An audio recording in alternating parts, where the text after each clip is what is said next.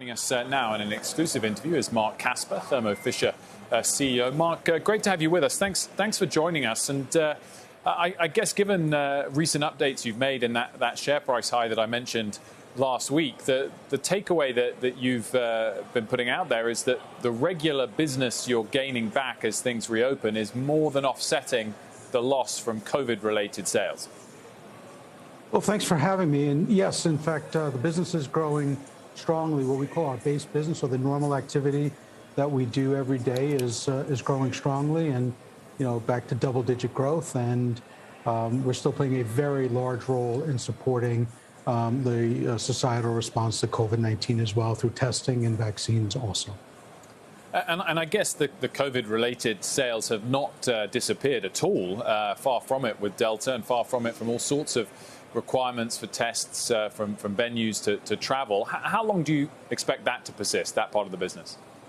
Yeah, so we play two roles in responding to COVID or supporting COVID. One is on the diagnostic test kits, our PCR tests, and our expectation is that we'll continue to support our customers for as long as they need it, and certainly we expect that to be well into 2022. We also play a large role on the vaccine side, both in providing the technologies to make mRNA as well as to actually produce the final vaccines for our clients. On a kind of related question about the durability of that business, Marc, what are your expectations for boosters? How regular they're going to happen, and how much you're going to ultimately produce over time? Yeah, so Sarah, in terms of the durability of the vaccine aspect, obviously the FDA is going to decide the appropriate level of boosters, and we expect that as we've expanded our capacity to support vaccine production, you can transition it to other vaccines and therapies over time. So we'll be there to support whatever level of demand is needed by our customers, and when the demand is no longer there, we'll produce other medicines, to go after cancer and other disease states as well. And Marc, talk us through the latest in terms of combining tests for COVID with other things like flu. Yeah, so one of the things that as we start to get later into the summer and into the fall, when somebody presents to a doctor with a respiratory infection, you're going to want to know whether it's flu or COVID, and we have developed a combination tests with some of the common respiratory illnesses so that the medical community can assess what is the current state for you and what they should be doing in terms of treatments.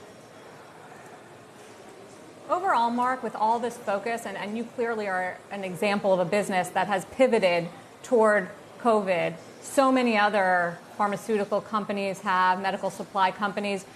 Do you think it's accelerating the research and development in other areas that are needed, like cancer, or hurting that?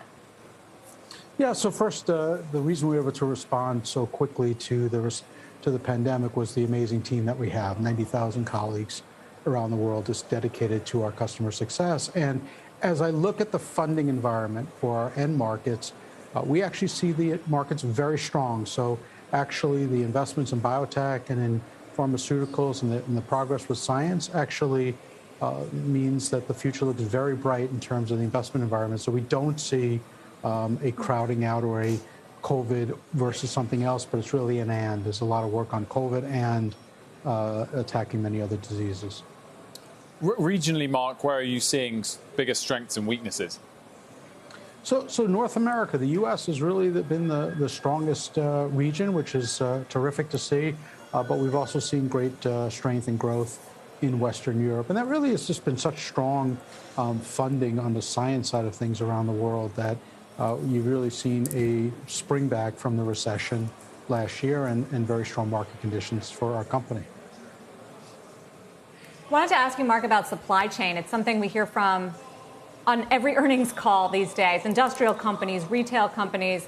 We certainly can't afford any problems in making vaccines or tests as you do for COVID. What are you seeing? Is it smooth? Are you able to meet the incredible demand globally that we have for these items? We've been able to really mobilize at with speed and scale to respond, and have been out in front of this for a long period of time. We're also making incredible investments in the future. In fact, just in response to the pandemic, we're spending $2.7 billion in capital this year to expand our facilities, add new capabilities as well. And that will give supply chain assuredness for our customers for years to come. But it's been a challenge with the growth, and we've supported it with very, very aggressive investments. That's good to hear. Marc, thank you. Thanks for having me Marc today. Casper, Thermo Fisher.